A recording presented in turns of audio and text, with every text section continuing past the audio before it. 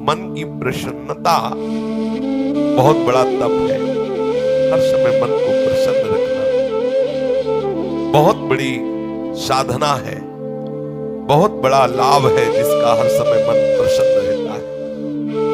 6 घंटे तो उनको जो बहुत शारीरिक श्रम करते हैं, 7 घंटे मतलब खत्म। अब इसके आगे साधक शब्द नहीं लगेगा। 6 घंटे तक तो मतलब बहुत हो गया कि बहुत श्रम करता है, इसलिए ठीक है। 7 घंटे मतलब प्रमाद स्थिति आ गई। 7 के बाद तो प्रणाम है, फिर तो कोई बात ही नहीं। अब आप देख लो किस श्रेणी में आप हैं। उत्तम साधक 4 घंटे में हो जाता है, ठीक है। 5 घंटे पर्याप्त है। और जिनको बहुत शारीरिक श्रम होता है वो 6 घंटे। और कुछ तो ऐसे होते हैं कि हर घंटे में झपकी, हर घंटे में आनंद।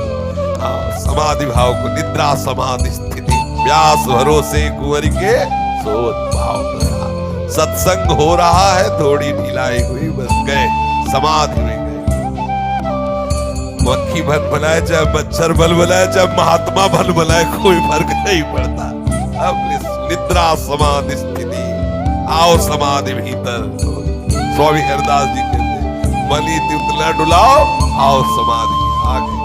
तो थोड़ा सावधान करे। स्वल्प निद्रा विहार, और घूमने फिरने का भी एक नियम होना चाहिए। आपकी दिनचर्या एक नियमित होनी चाहिए। यदि आप नियम के अनुसार भोजन, नियम के अनुसार शयन, नियम के अनुसार घूमना और नियम के अनुसार बोलना चालना रखेंगे नियम से, तो आपका मन बहुत शीघ्र भगवत चरणारविंद में लग जाएगा। भगवत चिंतन से मन में प्रसन्नता आ जाती है। यदि आप ऐसा करेंगे तो आपका मन सदैव प्रसन्न रहेगा। जानते हो किसका मन प्रसन्न रहता है? जिसका मन प्रभु से अपनापन कर दिया है। मन को सदैव प्रसन्न रखना है। भगवत संबंध से ही मन प्रसन्न रह सकता है। ये मन चंचल क्यों रहता है, अशांत क्यों रहता है? ये जितना विषयों का चिंतन करेगा, जितना नाशवान परिवर्तनशील वस्तु व्यक्ति स्थान का संबंध स्वीकार करेगा, उतना ही जलेगा, उतना ही अशांत रहेगा, उतना ही चंचल रहेगा। त्यागात् शांति अनंतरम। जितना ऐसा वस्तु व्यक्ति स्थान का राग त्याग करेगा, उतना ही शांत हो जाएगा, उतना ही आनंदित हो जाएगा, उतना ही प्रसन्न हो जाएगा। मना प्रसादः। यदि आप मन को प्रसन्न करना चाहते हैं तो किसी भी व्यक्ति वस्तु स्थान का इसे संबंध न रख ले पावे, ये सावधानी रखना। और होता क्या है, बोले चलो मनोरंजन करते हैं। कहां? किसी व्यक्ति में, किसी वस्तु में, किसी स्थान में, किसी द्रव्य में। होता क्या है, मनोरंजन होता नहीं, एक नई जलन, एक नई चिंता, एक नई कामना, एक नई वासना, एक नया फसाव। चले थे आनंद लेने और फंस गए। हमारा मन प्रसाद, मन प्रसन्न कब होगा? बहुत ध्यान की बात है। भगवान कह रहे त्यागात् शांति अनंतरम। यदि आप शांति देना चाहते हो अपने मन को, आनंद देना चाहते हो, प्रसन्नता पाना चाहते हो, तो आप वस्तु व्यक्ति स्थान के संबंध से रहित कर दो अपने मन को। एकमात्र प्रभु के चरणारविंद में आप अपने मन को लगा, फिर आप देखिए आपका मन सदैव प्रसन्न रहेगा। क्योंकि प्रभु अविनाशी है, वस्तु व्यक्ति स्थान परिवर्तनशील है। वो एक रस प्रसन्न रह ही नहीं सकता जिसका वस्तु व्यक्ति स्थान से संबंध है, नहीं रह सकता। क्योंकि वो एक रस नहीं है तो मन कैसे एक रस होगा? वो विनाशी है, परिवर्तनशील है, मूल में दुख है, केवल ऊपर से सुखद दिखाई दे रहा है।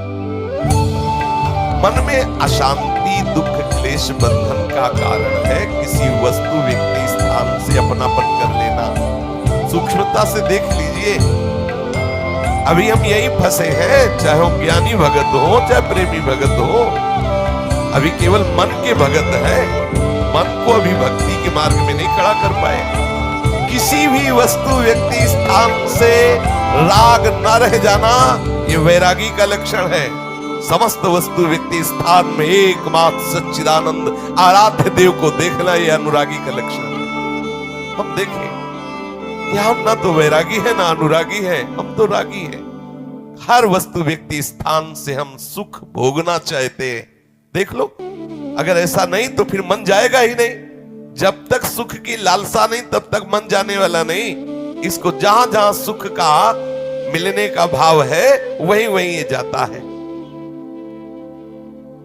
जब धन संपत्ति, स्त्री, पुत्र, नाना प्रकार की भोग सामग्री, इनमें हम अपनापन कर लेते हैं तो मन हमारा चंचल हो जाता है। सबका प्रश्न होता है, मन भजन में नहीं लगता, चंचल है मन। चंचल आपने किया है, आपको ही छोड़ना पड़ेगा।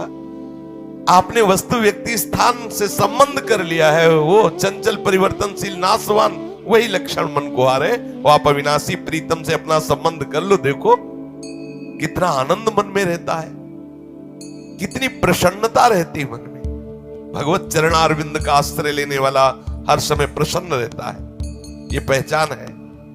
भारी से भारी विपत्ति में भी उसका हृदय आनंदित रहता है, क्योंकि ये विपत्ति संपत्ति बाहरी बात है। वो जिस आनंद में मगन है वहां न विपत्ति का न संपत्ति का, दोनों का प्रवेश नहीं, न हर्ष न शोक का। इसलिए मना प्रसादा, साधक ध्यान दे संतुष्टा येन केनवा। हर परिस्थिति में मन को प्रसन्न करना सीखे, प्रसन्न रखना सीखे। परिस्थिति में प्रसन्न तभी रह सकते हैं जब भगवत चरणारविंद का आश्रय नहीं। कभी परिस्थितियां किसी को चैन नहीं लेने देती, कभी सहयोग, कभी वियोग, कभी हर्ष, कभी शोक, कभी अनुकूल, कभी प्रतिकूल, कभी मान, कभी अपमान। इसी द्वंद्व में हम पिसते रहते हैं, तो मन कहां प्रसन्नता का अनुभव कर पाता है। मन की प्रसन्नता के लिए सांसारिक वस्तु, व्यक्ति, परिस्थिति, देश काल, घटना आदि को लेकर के हम अपनापन, अहम करके उसे ना माने। जैसे ये व्यक्ति मेरा है, ये वस्तु मेरी है, ये स्थान मेरा है, ये अमुक अमुक मेरी। अब आपका मन प्रसन्न नहीं रहेगा, जलेगा, शांत रहेगा। अपने स्वार्थ या अभिमान को लेकर किसी का पक्षपात न करना। यदि आप अपने मन को प्रसन्न रखना चाहते हैं तो अपने स्वार्थ की पूर्ति के लिए या अभिमान की पूर्ति के लिए किसी का पक्ष न लेना। किसी का मंगल करने के लिए, किसी को आनंद प्रदान करने के लिए हम भले सलाह दे दें, लेकिन अपना अहंकार पोषण करने के लिए, अपने स्वार्थ की पूर्ति के लिए हम पक्षपात न लें। नहीं, हमारा मन प्रसन्न नहीं रह पाएगा। मन को सदा दया भाव से युक्त रखें, क्षमा भाव से युक्त रखें। दूसरों को कैसे हम सुख पहुंचावें, ऐसे मननशील बने। सदैव सुख देवे को चाव चित, सब सोहित निष्काम। सबको सुख पहुंचाऊं लेकिन किसी से सुख पाने की लालसा ना हो, मन प्रसन्न रहने लगेगा। मन में जब दूसरों के हित की भावना होती है तो प्रसन्नता का प्रादुर्भाव होता है। और सदैव मन को प्रसन्न रखने के लिए थोड़ा भोजन पाना सीखें, कम बोलना सीखें, कम सोना सीखें और सदैव भगवान नाम जपना सीखें। अखंड प्रसन्नता आ जाएगी। मानते हैं प्रारब्ध के अनुसार शरीर रोगी हो सकता है, परिस्थिति प्रतिकूल आ गई, संसार ने तुम्हारा त्याग कर दिया, लोग निंदा करते हैं, लेकिन आप प्रसन्न रहेंगे क्योंकि आपने बहुत बड़े करुणा निधान आनंद समुद्र प्रभु का आश्रय ले लिया है। उस आश्रय में जो बाधक भाव है उनका त्याग कर दीजिए। अधिक भोजन करने वाला कभी प्रसन्न नहीं रह सकता। और बड़ी विचित्र ये जिह्वा है, ऊब गए भगवान। रोज इसे पवाओ, लेकिन रोज नए नए पदार्थ, पेट बढ़ता चला जा रहा है, मांस पेशियां बढ़ती चली जा रही, कब्ज बढ़ती चली जा रही है, और जिह्वा खाते खाते बूढ़ी होने जा रही, फिर भी और खाओ और खाओ। पता नहीं कब तक खाओ खाओ खाओ। भोजन पर साधक ध्यान दे, नहीं तो आनंद का जो विषय, मन की प्रसन्नता है, वो आप नहीं धारण कर पाएंगे। बोले हित परमित भोजी, थोड़ा सरल, स्वाद रहित, स्वास्थ्य वर्धक, सतोगुणी भोजन पाया जाए। स्वाद रहित भोजन बहुत आवश्यक है भजन मार्ग में, बहुत आवश्यक। ये अधिक मीठा, चटपटा, खट्टा, ये वो सब कामोत्तेजना पैदा करता है, कब्ज बनाता है, मन को चंचल करता है। कई तरह के भयानक ऐसे दोष जो हमारी साधना में हानिकारक है। पक्का समझ लीजिए, ये अनुभूत बात कहते हैं।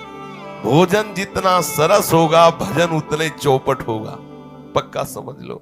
ये भोजन बहुत घातक वस्तु है, बहुत घातक वस्तु है। साधक इस बात पर ध्यान दे, ये भोजन हमें मारे डाल रहा है। हमारा जीवन भगवत प्राप्ति के लिए है, और ये आज पा लिया, वो पा लिया, ये गुलाब जामुन, ये लड्डू, ये वो, बस बुद्धि में विचलता, भगवत चिंतन रहित और नाना प्रकार की वासनात्मक खेल की कामनाएं, कल्पनाएं, ये भोजन के कारण। बहुत आवश्यक है भोजन सुधारना। भोजन नींव है परमार्थ की। जैसा खाओ अन्न वैसा बने मन। तो मनः प्रसाद कैसे प्राप्त होगे, क्योंकि आपका भोजन ठीक नहीं है। बहुत सावधान, बहुत सात्विक और नियमित परमित भोजन हमें मनः प्रसादा स्थिति में निश्चित प्रतिष्ठित कर देगा। दूसरा, नित्य में एकांत सेवी। उपासक को चाहिए कि कम लोगों से मिलने का स्वभाव बनाए। सत्संग सुना या गुरुजनों के पास बैठकर जो प्रश्न उत्तर हुए, बस